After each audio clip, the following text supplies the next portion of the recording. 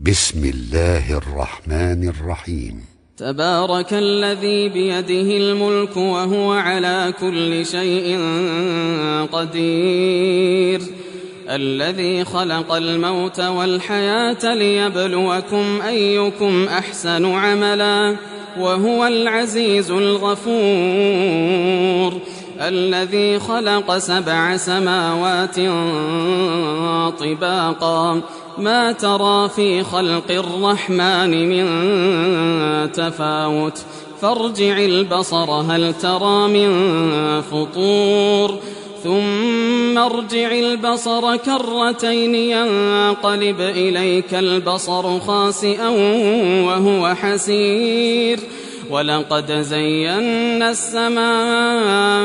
الدنيا بمصابيح وجعلناها رجوما للشياطين وأعتدنا لهم عذاب السعير، وللذين كفروا بربهم عذاب جهنم وبئس المصير، إذا ألقوا فيها سمعوا لها شهيقا وهي تفور تكاد تميز من الغيظ، كلما ألقي فيها فوج سألهم خزنتها ألم يأتكم نذير، قالوا بلى قد جاءنا نذير فكذبنا وقلنا ما نزل الله من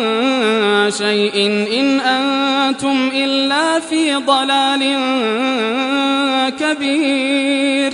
وقالوا لو كنا نسمع أو نعقل ما كنا في أصحاب السعير، فاعترفوا بذنبهم فسحقا لأصحاب السعير، إن الذين يخشون ربهم بالغيب لهم مغفرة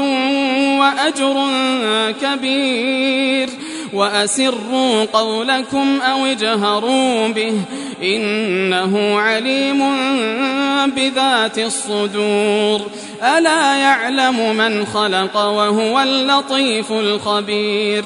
هو الذي جعل لكم الأرض ذلولا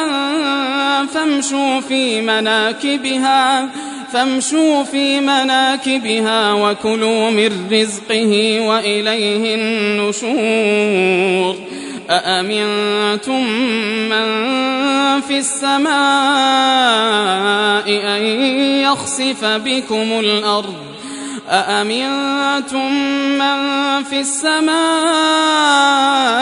أن يخسف بكم الأرض فإذا هي تمور، أم أمنتم من في السماء أن يرسل عليكم حاصبا، فستعلمون كيف نذير، ولقد كذب الذين من قبلهم فكيف كان نكير، أولم يروا إلى الطير فوقهم صافات ويقبضن ما يمسكهن إلا الرحمن إنه بكل شيء بصير، أمن هذا الذي هو جند لكم ينصركم من دون الرحمن إن الكافرون إلا في غرور، أمن هذا الذي يرزقكم إن أمسك رزقه بل لجوا في عتو ونفور، أفمن يمشي مكبا على وجهه أهدى أمن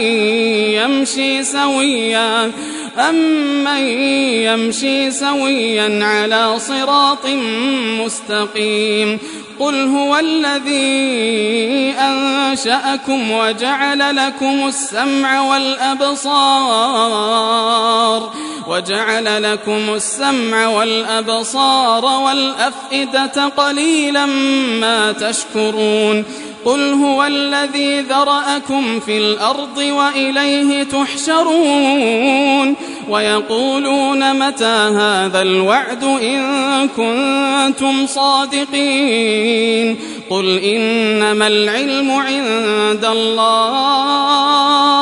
وإنما أنا نذير مبين فلما رأوه زلفة سيئت وجوه الذين كفروا وقيل هذا الذي كنتم به تدعون قل أرأيتم إن أهلكني الله ومن معي أو رحمنا فمن يجير الكافرين من عذاب أليم قل هو الرحمن آمنا به وعليه توكلنا فستعلمون من هو في ضلال مبين قل أرأيتم إن أصبح ماؤكم غورا فمن يأتيكم بماء معين